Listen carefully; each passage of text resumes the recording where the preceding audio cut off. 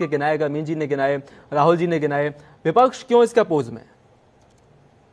विवेक जी पूर्ण कि हमारा लोकतंत्र महफूज रहना चाहिए और लोकतंत्र को महफूज रखने के लिए चुनाव की जो प्रक्रिया है वो पारदर्शिता उसमें हो, के जो नियम है वो इस तरह के हों कि जिसमें हम बारी बारी कहते हैं कि लेवल प्लेइंग फील्ड हो।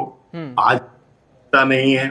हमारा फेडरल स्ट्रक्चर है वो कमजोर नहीं होना चाहिए। भारतीय जनता पार्टी एक साथ सारे देश के चुनाव कराना चाहती है, लेकिन अभी कुछ माह पूर्व चुनाव हुआ महाराष्ट्र का और हरियाणा का।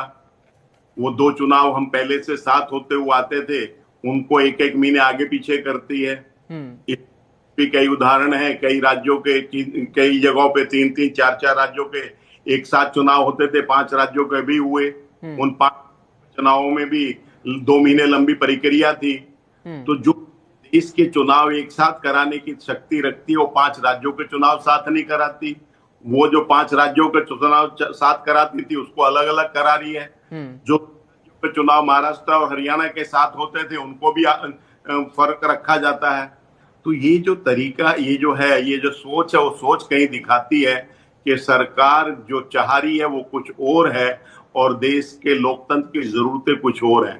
तो देश के लोकतंत्र की जरूरतें हैं कि पार्टियों को बराबर अवसर मिले, सबके लिए लेवल प्लेइंग फील्ड हो। आज भारतीय जनता पार्टी ने चुनावी चंदे के लिए देश में जो प्रोविजन और बदलाव किया मोदी जी के पहले टर्म काल के अंदर, वो इस तरह के बदलाव किया कि हमारे देश में व्यवस्था थी कि कोई भी राजनीतिक पार्टी चंदा ले सकती है, लेकिन जिस भी किसी उद्योगपति से चंदा, उसकी फैक्ट्री कम से कम, उसका उद्योग 3 साल नेट प्रॉफिट में होना चाहिए, तब वो चंदा देने के लिए हकदार है। और उसका प्रॉफिट होगा उसका 7% ही चंदा मैक्सिमम दे सकता है। आज मोदी जी ने बदलाव कर दिया कि 5 लाख रुपए की फैक्ट्री की कैपिटल और 50 करोड़ 500 करोड़ रुपए चंदे दिए जा रहे हैं। तो ये जो अंतर है, ये अंतर दिखाता है कि कहीं ना कहीं भारतीय जनता पार्टी का जो सपना है कि कांग्रेस मुक्त भारत, विरोधी पार्टियों के मुक्त भारत, और कहीं ना कहीं तानाशाह रवैये की तरफ लेके जाता है, जो कहीं ना कहीं देश के लिए बहुत ही खतरनाक सोच है।